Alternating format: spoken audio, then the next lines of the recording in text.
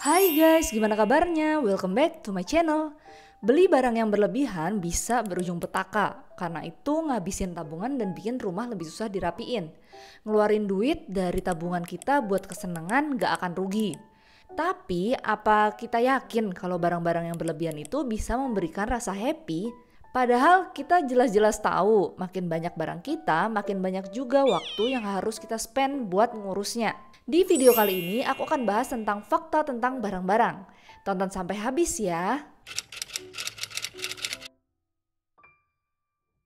Waktu kita terus-terusan beli barang, kita akan ngerasa nggak pernah puas sama barang yang kita miliki. Sebanyak apapun barang yang kita miliki selalu bikin kita ngerasa yang namanya insecure. Dan cycle-nya barang baru selalu lebih menarik. Ketika kita mulai berhenti beli barang, yang terjadi adalah stres. Rasanya ada ruang kosong yang nggak terpenuhi kebutuhannya.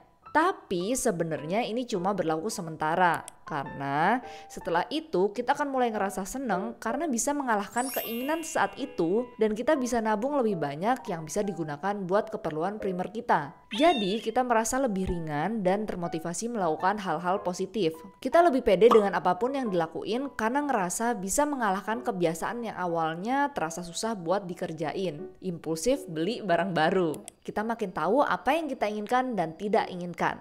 Waktu zaman SD, kita kan belajar kalau kebutuhan primer yang harusnya kita penuhi pertama itu adalah pangan, sandang, dan papan. Pangan itu makanan yang punya gizi baik, sandang itu baju yang digunakan sehari-hari, dan papan itu tempat tinggal. Kenapa makanan kita harus punya gizi baik? Karena kurangnya gizi itu erat banget kaitannya dengan kesehatan. Kalau kita nggak sehat, gimana kita bisa memenuhi kebutuhan lainnya? Memenuhi kebutuhan gizi nggak harus mahal. Ada banyak opsi yang murah, contohnya dari nabati atau tanaman.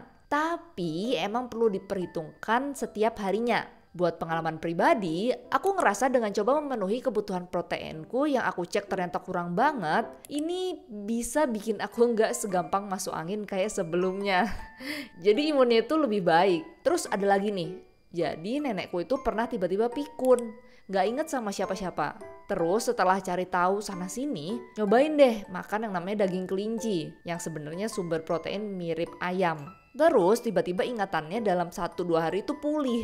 Selama ini sumber proteinnya kebanyakan tempe tahu, yang kalau jangka panjang masih kurang banget lah.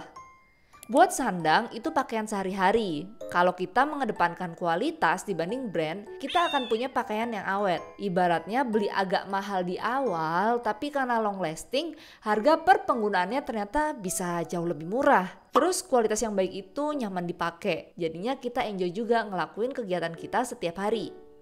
Buat papan itu tempat tinggal. Jadi rumah untuk kita istirahat dan berteduh, mau itu ngontrak atau rumah sendiri. Kalau kita punya rumah yang nyaman, dalam artian rapi dan bersih, kita juga senang tinggal di dalamnya.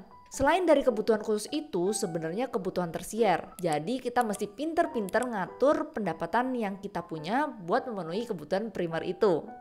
Kenapa barang-barang membuat stres? Kebutuhan tersier yang kita beli kalau nggak pernah direm bisa nimbulin kacau di rumah. Karena rumah yang berantakan mengakibatkan stres, bahkan depresi. Menurut penelitian yang diterbitkan dalam Personality dan Social Psychology, Very Well Mind menemukan kalau perempuan dengan rumah yang berantakan punya kortisol yang lebih tinggi. Jadi kortisol itu adalah hormon stres. Aku punya teman-teman yang berusia akhir 30-40-an yang sering komentar kalau barang-barangnya di rumah itu terlalu banyak. Dan di umur yang seperti itu dia tuh nyesel kenapa nggak dari muda belajar nyeleksi tiap barang yang dibeli. Barang yang disimpan karena sayang dipakai dan ditaruh di gudang nih ya, itu akhirnya rusak.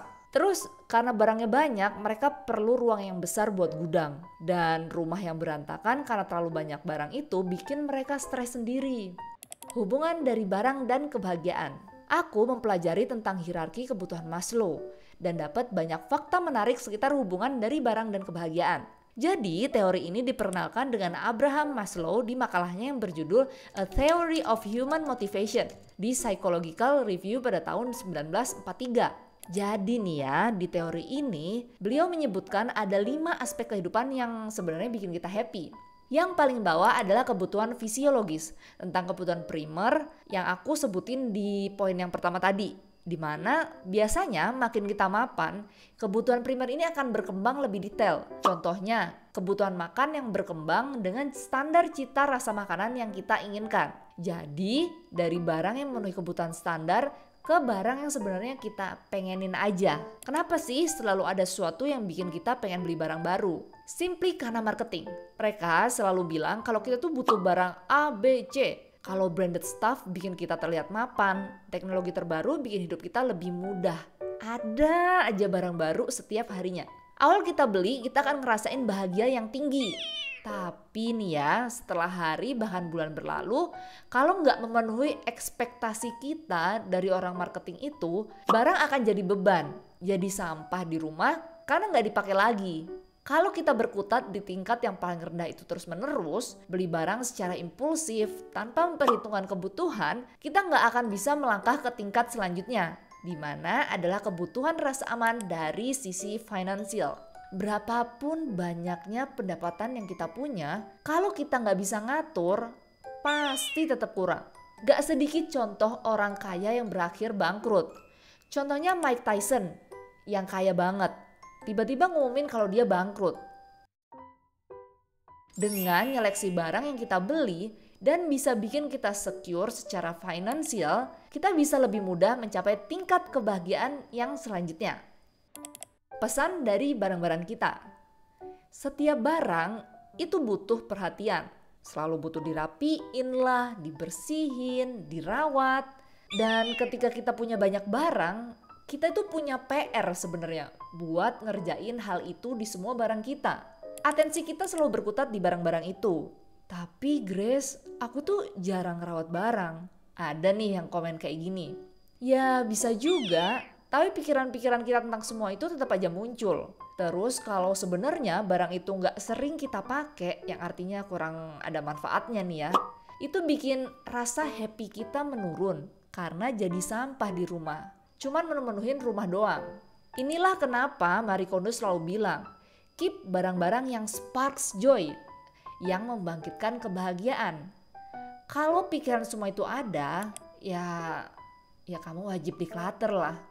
Tujuan dari Marie Kondo bilang kayak gini, biar atensi kita itu berpindah dari barang-barang yang gak sparks joy ke kehidupan yang bikin kita tuh happy. Dan itu untuk sekarang. Contohnya nih, ngabisin waktu luang bareng keluarga, dating bareng suami, nemenin dan ada di setiap tumbuh kembang anak, dan pokoknya semua deh yang membahagiakan diri sendiri saat ini ya. Jadi itulah fakta tentang barang-barang yang banyak bikin kita stres dan sakit. Kalau kamu ngerasa postinganku bermanfaat, jangan lupa kamu klik like button dan share video ini ke teman-teman kamu. Thank you for watching, see you on my next videos.